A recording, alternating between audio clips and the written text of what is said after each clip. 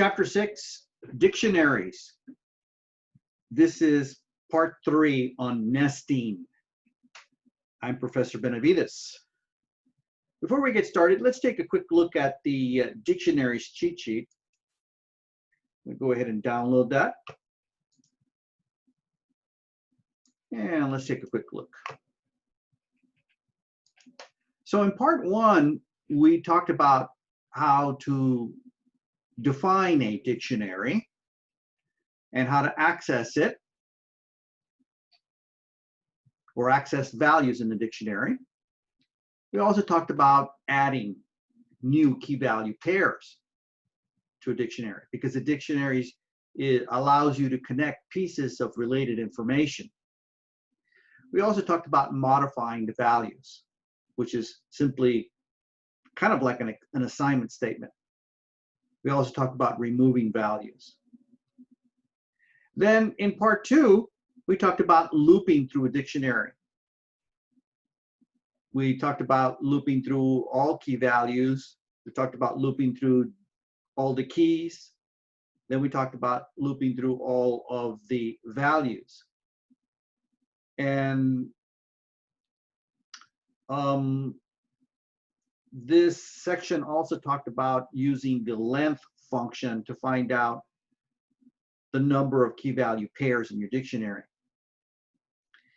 If I remember correctly, it was simply in the code and it wasn't like explained.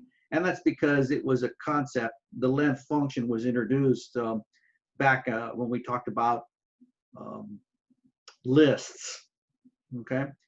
The reverse order also is a concept that was just in code. It wasn't explained because it was something that we talked about in lists, and it pretty much operates the same way. So part 3 is going to be all about nesting. And, we'll talk about storing dictionaries in a list. And then we'll talk about, lists in a dictionary. And then we'll talk about a dictionary of dictionaries. And that's where it gets a little confusing. Well, it's just a matter of going through all the different examples of this. And I don't remember this concept being discussed in the chapter, but it's in the cheat sheet. I don't remember seeing the zip function in the code or in the chapter. And I don't remember seeing dictionary comprehensions. Now we covered comprehensions, list comprehensions in what was it? I think it was chapter 3 or 4, both of those. But he does go over that in the cheat sheets. Maybe he's just adding that on here as a way of comparing lists with dictionaries. So let's get cracking on this topic. So nesting. How is nesting used with dictionaries? And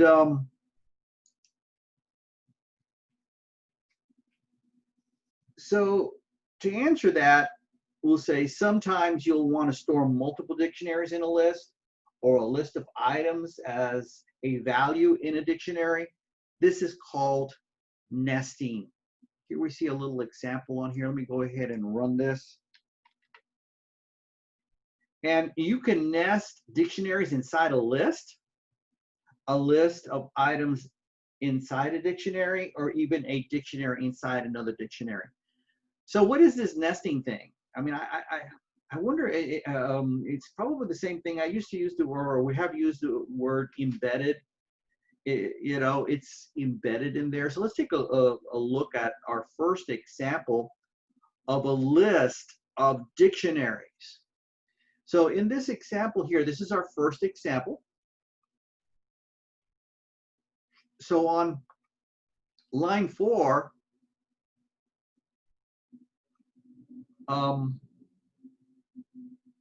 that's not our first one, excuse me.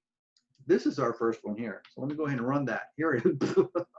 Sorry, I on line 4, and I didn't see no list of dictionaries. Right? Okay, so here is our first example, a list of dictionaries. So in lines 4, 5, and 6, we create 3 dictionaries.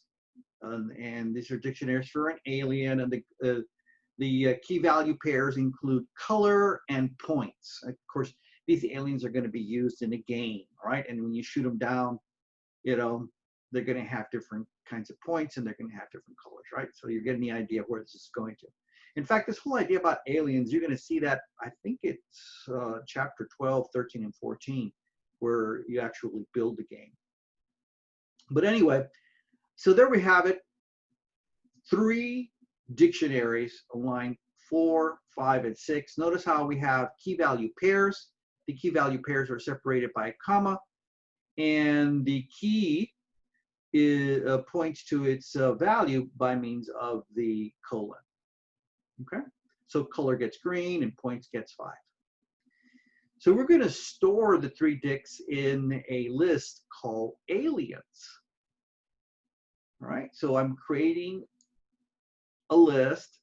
This list is called aliens. Notice how I'm using the square brackets, and I'm putting alien 0, 1, and 2 in there. Of course, we start off with 0 because all computer science people start counting at 0, right? You know, very important fact when we learned about indexing and zero-based counting. So we'll continue with that madness, right? So what did I do here? First of all, I'm making sure we understand I created 3 dictionaries, and then I'm going to put them in a list. Then on line 12, I'll use a loop to show the contents. So when you run this, it says for alien in aliens, because remember we used a singular version of the list, and we're going to iterate through the list and print out each item in the list. So each item in the list is a dictionary. So I see the first dictionary, the second dictionary, and the third dictionary being printed. Excellent example. You know, as we advance on here, things get more complicated, but this is a very simple idea, very useful, I think, idea, especially if you're dealing with lots of data. Let's go ahead and build a little on this idea on our second example. And our second example here, we go ahead and utilize the range function. On line 5, we create, we'll back up a bit. On line 2, we make an empty list for storing the aliens, right? So this is a list.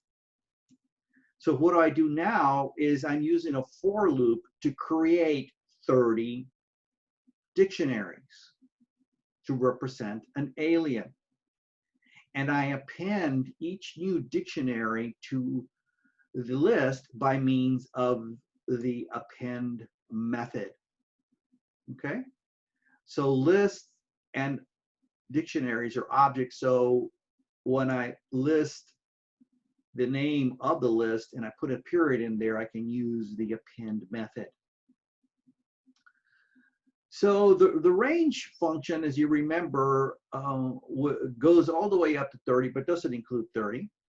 So it starts counting at zeros, and it goes all the way to 29, doesn't include 30 on here, and that gives us still 30. You know, but we're not using the index values here. We're using the very simple concept of a loop to create 30 of these aliens. Then in the next section of code here on line 10, I use a loop to loop through the first 5 of these aliens. This is a slice, right? Remember that? So we're going to go from 0 to 4, which gives us 5, right? 0 to 4 gives us 5 aliens. So we're going to see the first 5 aliens, and we're going to print them out on the screen. Now we're putting in this ... on here because it kind of like, you know, gives the illusion that it's, you know, that we're giving, you know, part, you know, of the number of aliens on here. So, and the last thing on here, another blast from the past is the length property, the length function. I told you it was covered in here in the code. So when we apply the length function to aliens, right? So aliens is passed as an argument to length. That will give us the number of aliens. So let me go ahead and run this. So when I run this, I notice I only see the first 5. I know you're saying, well, you know, I created 30. Yeah, we could have iterated through 30 of them, but I guess the author just wanted to show you how to use a slice here and just cut out the first 5. You know, because we got 30 of these guys, and then he puts in the print ... to, I guess, simulate that the list continues, right? And then proves that you've got 30 aliens by using the length property. So in line 15, we create a formatted string. And in the formatted string, we've got a placeholder. And in the placeholder, we use the length function and pass aliens to length, right? So that's the second example. A great little example of using the range function to generate a bunch of dictionaries that are then placed in the list. So this is very similar to the first one on here, except that now we're using a loop instead. See, in this other one, we didn't use a loop. We just manually created our dictionaries and then added them to the list. And in this one here, we started off with an empty list, right? And we went ahead and used the loop to append to the list, right? So it was a different way of doing it. Pretty much the same thing. Let's look at another example on here. These are all great examples here. You know, if you're working with a group of dictionaries, let me go ahead and run this so it won't have like confusing code on there. So we start off by making an empty list at the very top. So we go ahead and make 30 green aliens and append them to the list. So that's pretty straightforward, right? Then what we're going to do here in another list, oh, excuse me, in another loop, we're going to slice out the first 3, and we're going to perform a test. We're going to say if alien color is equal to green. Remember, the test for equality is 2 equal signs, right, together. So if the alien's color is green, so if the key is green, then do what? Then use an assignment statement to change the color to yellow, and to change the speed to medium, and to change the points to 10. But guess what? This is only going to be done on the first 3. So that when I do another loop again, so we got 3 loops here, right? So the first loop creates the 30 aliens. The second loop mutates the first 3, right? And then the next loop here slices out the first 5 to prove that the first 3 were indeed mutated and the last 2 remain untouched. And he puts in the ... to signify that the rest of the aliens, adding up to 30, are there, right? He doesn't use the length function to prove it. But this is an excellent example of embedding, if you would, an if statement inside a selection construct inside of a repetition construct, right? As a side idea. Other things that are being shown here is the test for equality, assignment statements to mutate the values in the dictionary. So that is our third example. Let's go on to our fourth example where we take up the complications here. I'm going to go ahead and run this so that the code doesn't, the output doesn't confuse you. This one shows us the same output as the other one. I didn't get it here. It's exactly the same output. He added an LF, but as we work through this code in our head, we see that the LF never fires. So we create 30 green aliens on line 5. We have a loop that does that. So we got 30 of these guys. They're green, they got 5 points, and their speed is slow. They are appended to the aliens list. Okay, so again, we create 30 dictionaries. we add the dictionaries to the list. So we've got this list that consists of 30 dictionaries, right? Then we go ahead and create a loop, and we're going to slice out the first 3, and we're going to perform a test to see, we're going to perform a test, and if the alien's color is green, we're going to change it to yellow, and we're going to change the speed to medium and the points to 10. So they're already in there as green, 5, and slow. So the first 3 of them are going to be changed to green, to yellow, medium, and 10. And then he says, if the alien color is equal to yellow, well, none of them are yellow, right? They're all green. We created 30 green aliens. So the LF will never fire, right? And that's why we get the same output.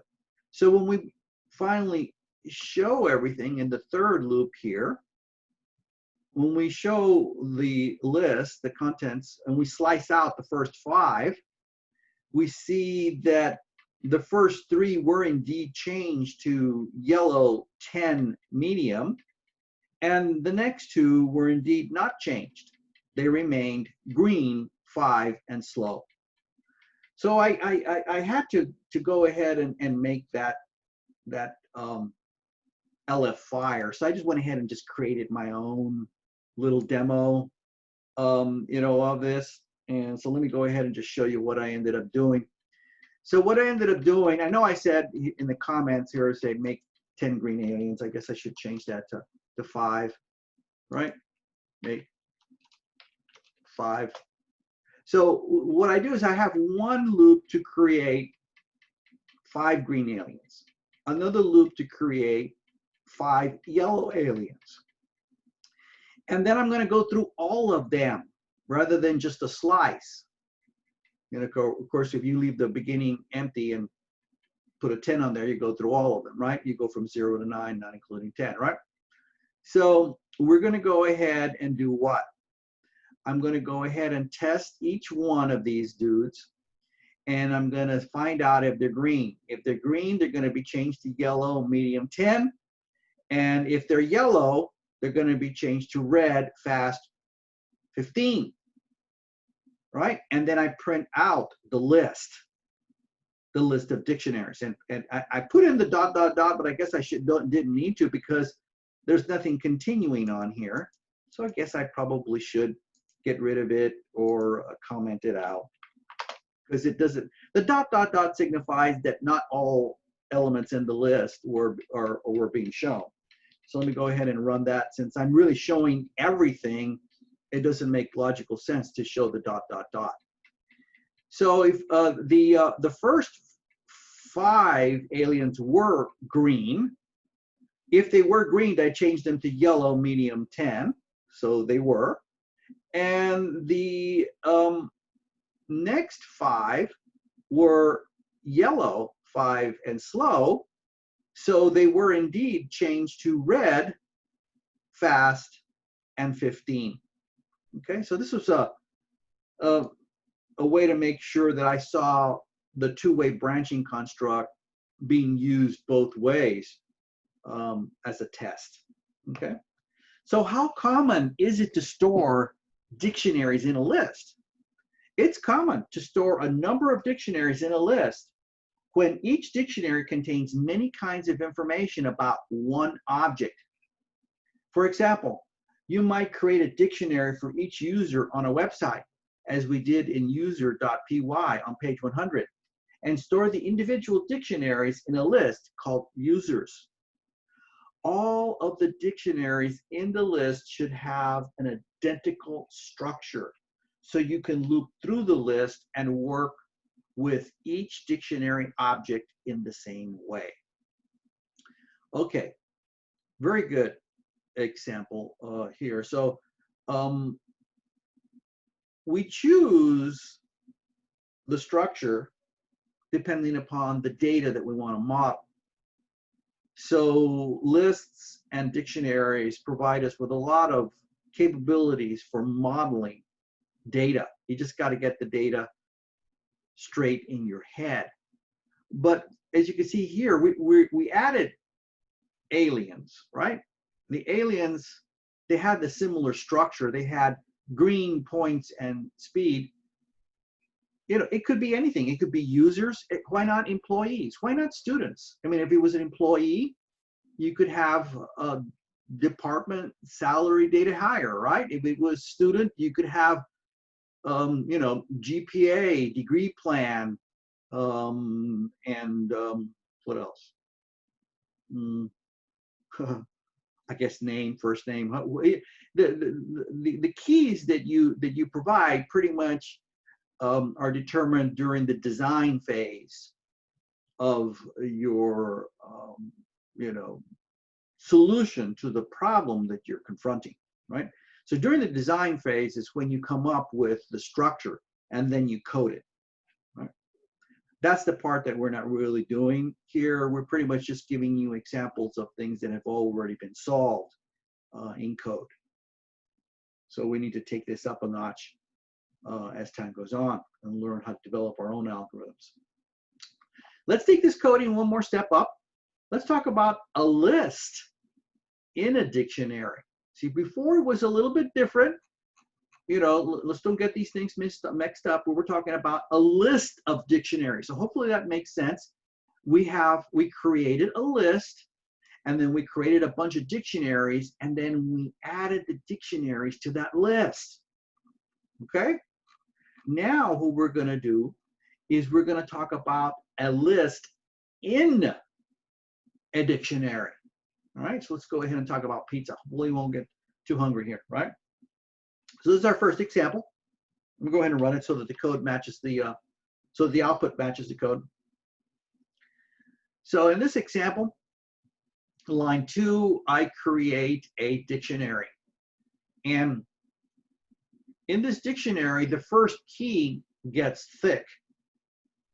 The second key of topping has more than one kind of topping, right? Because it makes sense that many people will want many different kinds of toppings. So what we're going to do is inside of this dictionary, we're going to nest a list. Yeah, I want to use the word embedded. He doesn't call it embedding. He calls it nesting. I think it's pretty much the same idea. It's something inside of something. And he does use the word inside of. So here's again where you got to model the data. You got to choose your structure according to what makes sense. Like when you order pizza, what kind of crust can you choose? You can only choose one kind, right? I don't think you have you ever gone to a place where you could order like half Chicago style thick and half thin? No, it's pretty much you pretty much order one whole pie, one whole way, right? It's either thin, you know, or thick, or I don't know what other crust styles they may have. So it's only one. But as far as topics is concerned, it's plural. So it makes sense to use a list here to model what I'm working with. This object called pizza, which is a list, right? So what I'm going to do now is on line 8, I'm going to summarize the order. I'm going to create an F string. And in this F string, I have a placeholder. And I say pizza of crust. What that does, when you specify the key, what does it give you? It gives you the value, right? So you ordered a thick crust pizza with the following toppings. And that is created with a loop. So we say for topping in pizza. So what we're doing is we're iterating through the list of toppings. So when I say pizza of toppings, it's going to go ahead and give me each topping. Now, the way I show it in this particular case on line 12, is with an escape code of slash or \t. And what that gives me is a tab. So as I can see here, and my output, I've got, you ordered a thick crust pizza with the following toppings: mushrooms and extra cheese. So the first time it loops through toppings, the first time it loops through this list, it prints the first topping, which is mushrooms. And it does that after it enters the escape code of \t. Then it loops through again and it gets the second item on the list, which is extra cheese. Beautiful little solution here. So when would you nest a list inside of a dictionary? You can nest a list inside of a dictionary anytime you want more than one value to be associated with a single key in a dictionary. More than one value associated with a key. And this is an excellent example of that. Let's go ahead and go through another example here. And in this example here, line 4, I create my dictionary. And if you'll notice, the dictionary has a key which represents a name and then their favorite language. So Jen has 2 favorite languages, Ruby and Python. Sarah has 1 favorite language, C. Edward has the favorite languages of Ruby and Go, and Phil has the favorite languages of Python and Haskell. Okay, so I looked up Go and Haskell because I didn't know. I mean, I don't know everything, right? They are programming languages, believe it or not. I looked them up in Wikipedia. I use Wikipedia all the time. So interesting to learn about Go and Haskell, right? So what we're going to do now is we're going to loop through this dictionary. So we learned that in part 2 of this chapter. In the loop, we're going to specify the key and the value. So the key, we're going to give it a name of name.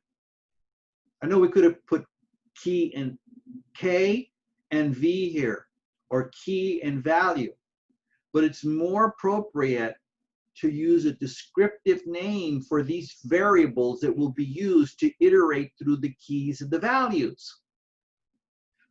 So the key goes in the name and the values go into languages. And we're using the items method of the favorite underscore languages dictionary, which is an object. So in line 13, we go ahead and have a formatted string, and we say Jen.title, so capital J, favorite languages are. So what we're going to do is we're going to loop through here, and we're using the \t to go ahead and indent. Very similar to the other one. As you can see here, so Jen's favorite languages are Ruby and Python. Sarah's favorite languages are C. She only has 1, so the English on this is not good. It should say Sarah's favorite language is, right?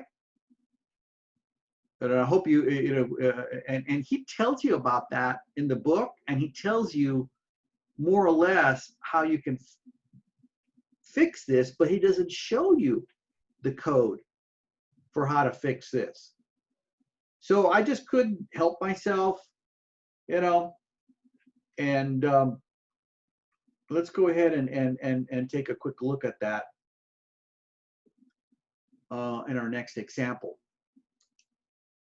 So in our next example, let me go ahead and run this. Oh, and I didn't do the language good here either. You know what we're leading up to? I just noticed here. and I need to impress upon you about using good English. I get complaints from employers all the time. They say, you know, a lot of times our students don't have good English skills. So here is I fell into the hole right here. Let's go ahead and take a quick look at this. So in the book, the author says, hey, you can use the length function to help you deal with this English problem.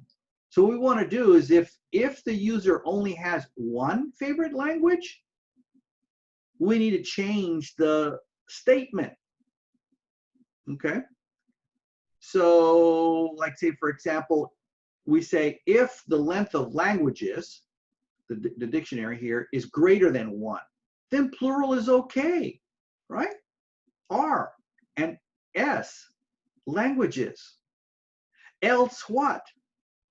Else favorite language. I don't know how I forgot that S on there. So let's go ahead and run it. So Sarah's favorite language is C. Otherwise, it would be saying Sarah's favorite languages is C. Now that doesn't sound good, right? It's not right. So I'm glad I caught that second time around on this. So this is a refinement of the previous example. The author says, hey, you can go ahead and test for this and you can use the length function, but he doesn't write out the code, so I went ahead and just did it. So let's make a comparison between the two. So in the first one here, we have a loop, and then we have an internal loop. And this works out, but we find out that what the statement for Sarah doesn't sound like good English. So what we have to do is perform a test. And we perform the test with an if statement, an embedded if. Or if you would, we could say nested if, right? So we test, and if it is plural, or if there is more than one, then it is plural, right? We can say are, right? Otherwise, it's is, right? It would be singular. So Sarah's favorite language is a more appropriate statement for this situation. Okay. Excellent little example here. So let's talk about complicating things. Let's talk about a dictionary in a dictionary, and this is where I get, into agreement with the book says that these can get complex. So let's go ahead and just take a quick look at this. Okay, so on line 4, notice how I have a dictionary inside of a dictionary, right? So we're defining a dictionary with 2 keys. These are usernames. Values associated with key is the user information. And then we loop through it in the standard key value way, utilizing the items method. Let me go ahead and run that. So all that code just for this, right? Albert Einstein,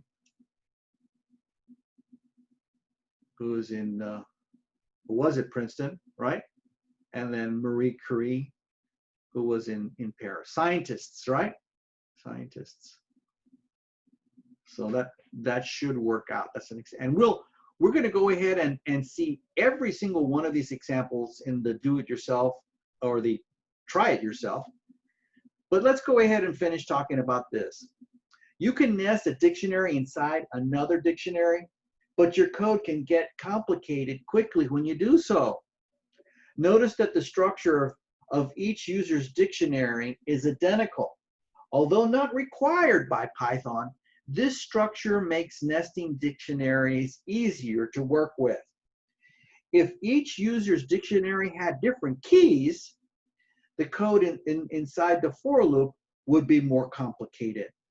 Okay, so we don't want to go there, right? Or I don't know about you, but I've gone as far as I want to go with this. And they're all useful so far, right? So let's talk about the try it yourselves. And we'll start off with 6.7, people. Let me go ahead and read the problem statement. It says, start with the program that you wrote in exercise 6.1. make 2 new dictionaries representing different people and store all 3 dictionaries in a list. Okay, we've done that before. You could just get that. You just get that example to build this, right? Loop through your list of people. As you loop through the list, print everything you know about each person. Okay, so let's go ahead. Let me go ahead just to, for the sake of doing something different. Let me use Visual Studio Code to show that example. So on line 2, I make an empty list to store the people in. And here, now this is a list, remember? Then I define 1 dictionary, and I add that to the list. I define another dictionary. They're all, I'm calling them person, and I append that to the list, and then another person. Let's look at the people here. So we've got Eric Mathis, right? That's the author of your book, 46, lives in Sitka. Remember I told you about that city? It was in Alaska, beautiful city, and it's it has a Russian kind of history to it, perhaps. Then these must be his people, maybe they're his children, right? Lemmy and Willie, right? So we've got 1 person, another person, and another person now, you know, and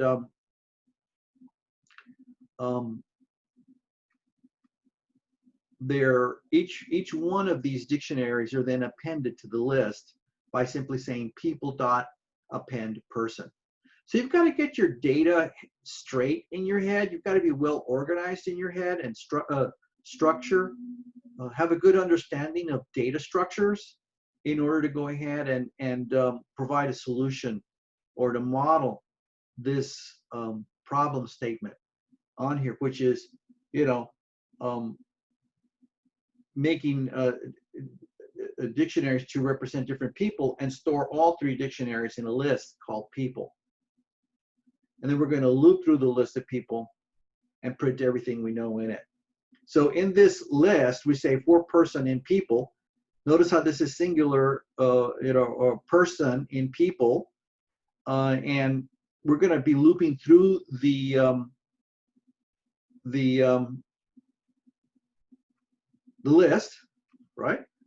For each person in people, so people is a list, and each person is going to represent a dictionary, right? So we're gonna create our formatted string. So we'll say persons of first name. That's the key. So the key will give us, you know, Willie, Lemmy, or Eric, right? And then last name. Age, in order to get that, and he's assigning them to variables. Did we need to do that? No, we didn't need to do that, but it would make the code a lot longer on a print statement. You know, so we're assigning the key of age to age, and age is just simply a variable. Then the key of city, dot title, is assigned to city. So that when we print this, it'll show first name and last name of city, comma, is, and then the age, years old. Let's go ahead and run that. All right. Let me get rid of the previous stuff that was on there and run it again. That way it won't look confusing. If you'd like, if you press this up arrow, it'll show you just the output. So Eric of Sitka is 46 years old, etc. on there. All right.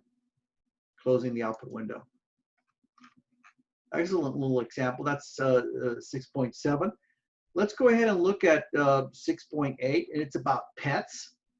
And he just takes it up, and these pretty much represent or kind of like mirror images of the topics that we covered. First thing we do is we create an empty list called pets, and then very similar way we create the singular version of each one of these pets. is represented in a dictionary. The keys are animal type, name, owner, weight, eats. I wonder if this is Guido, from I don't know, but the creator of Python. He called, oh, of course, because it's the animal type is Python. Maybe this is like an inside joke for him, I guess. This Python is 43. What is this, pounds? Okay, pretty heavy little Python. I don't think I would like to be in the same room with this Python. Eats bugs. I don't know, at 43 pounds, I probably eat my arm. I don't know.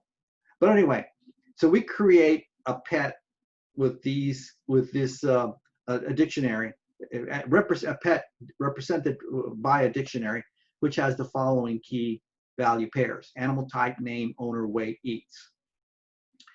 Then we do that again. Animal type chicken. The name of this chicken is Clarence Tiffany, weighs 2 pounds, eats seeds. Okay, so we append that to pets as well. And then we've got a dog.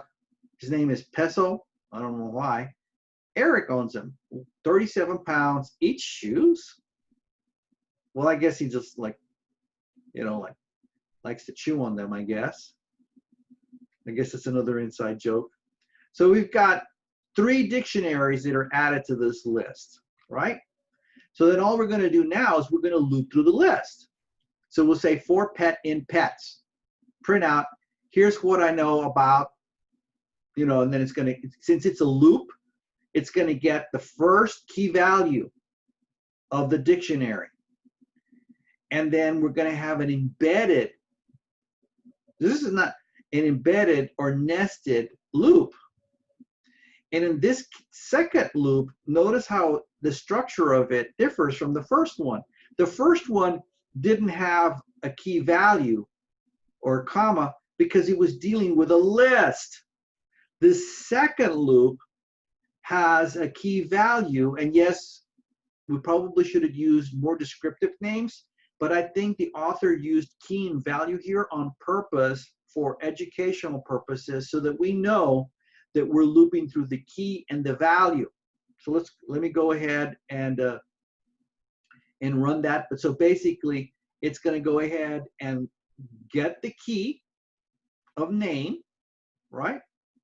And it's going to go ahead and print out the key and the value. So it's going to get owner, Eric, weight, 37, eats shoes, kind of thing. So let's go ahead and run this, take a look at it. So here is everything I know about John. Animal name, type, Python. So it's a Python. The name, they're kind of repetitive. I probably would have maybe taken off name because I already said name, owner Guido, fine. I probably would have capitalized Guido, but that's fine. Weight 34, eats bugs. So it's pretty much the same thing on here again. So the only thing we capitalized was we used the title method on the name in the sentence, but we didn't do any of that when we spit out the data, which is fine. It's fine. Great little example here as well. All right. So let's go on to the next one here, favorite places. Make a dictionary called favorite places. Think of 3 names to use as keys in the dictionary and store 1 to 3 favorite places in each person for each person. You're going to end up with a list, right? Plural, everything in plural. This is very similar to the previous example that we saw here. To make this exercise a bit more interesting, ask some friends to name a few of their favorite places. So let's go ahead and take a look at this. So Eric, favorite places. So here's the dictionary. So nested in this dictionary is a list. Very compulsive. He walks you through pretty much the same structure as he introduced the concepts in the chapter. So the favorite places are Bear Mountain, Death Valley, and Tierra del Fuego, right? Aaron, Hawaii, and Iceland, and then Willie are the following here, right? I wonder what the playground is. What? I wonder if that's a little inside joke because Willie's just like a couple of years old, right? Let me see how old is Willie. Yeah, Willie's 11, and Lemmy's 2. I'm just wondering. Well, it's Aaron, not Willie. Okay, so Willie likes the playground. I don't know if that's a place or it's really the playground. But anyway, we're going to loop through this.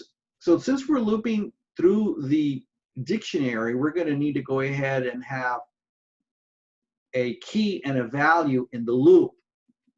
Now we're using descriptive names here. So we're using, instead of saying key value, we're saying name and places, right?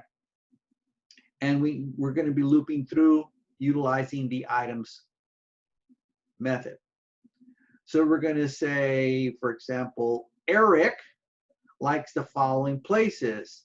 And notice how this internal loop is different than the one on line 7, because the one on line 9 is going to be iterating through a list, whereas the one on line 7 will be iterating through a dictionary. All right, so let me go ahead and run this example. So Eric likes the following places. And notice how we've got, you know, a little dash. It's kind of like a little simulation on there. All right, and that's done with this little dash right here, a space, and then the name of the place, dot title. Okay. Let's go through favorite numbers on here.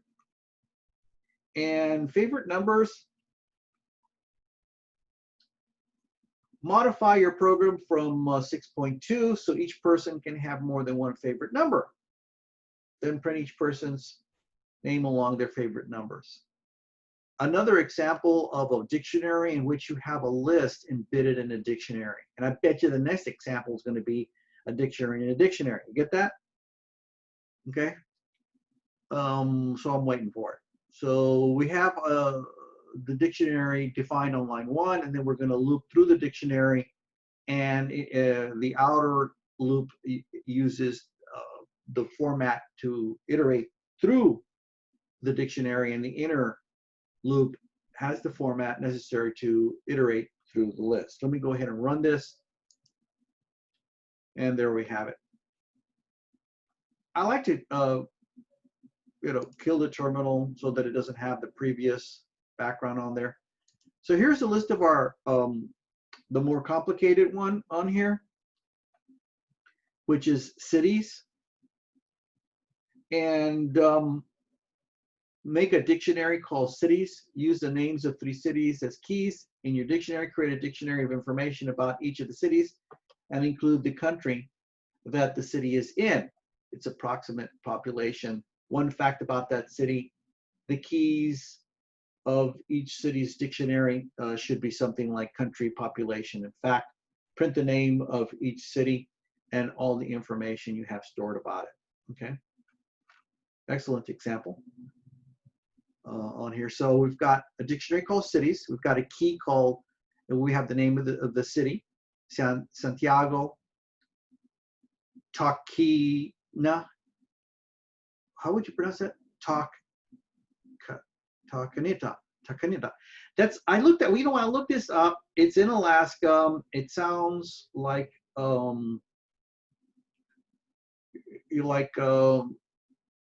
something from the Indians in Alaska before the Russians and before the Americans. So we had the Alaskan Indians that were there, and that's what it sounds like. But it's another beautiful place. People go there to see the aurora borealis, and they go there to see the mountains and camping and fishing and all that kind of good stuff.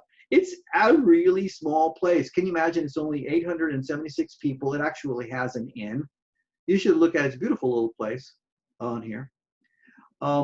So that's the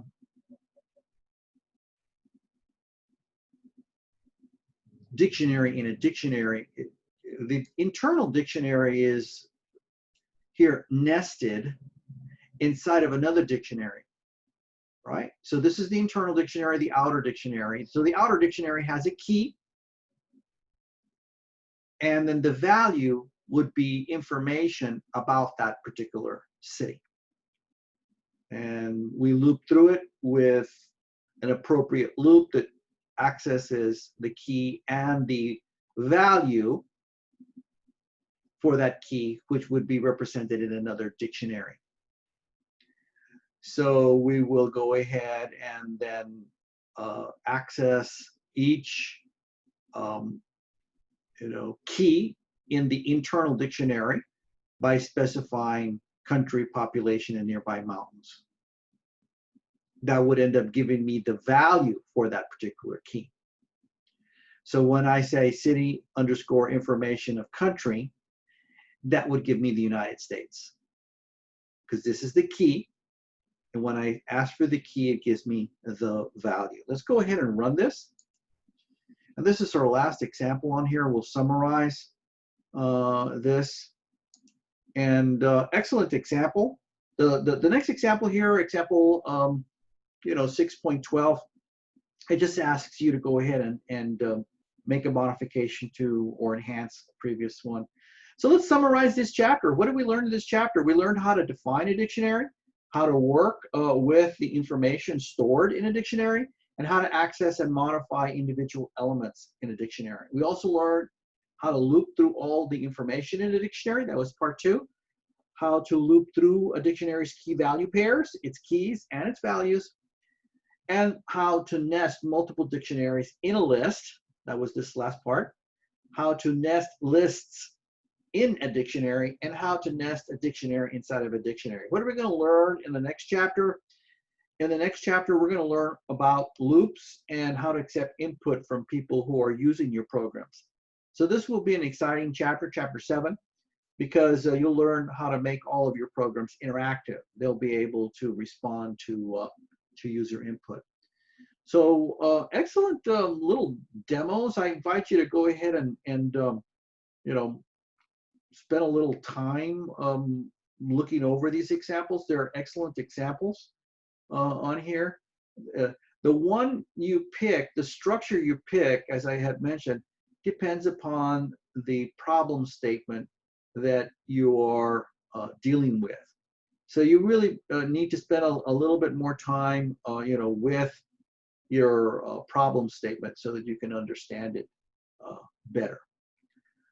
But other than that, that's all I want to say about, part 3 about nesting. Remember, nesting, to me, it sounds like it's embedding. It's putting something inside of something. And we just went ahead and we nested dictionaries in a list of items inside a dictionary, and even a dictionary inside of another dictionary. Okay. So Professor Benavides, over and out. Thank you very much.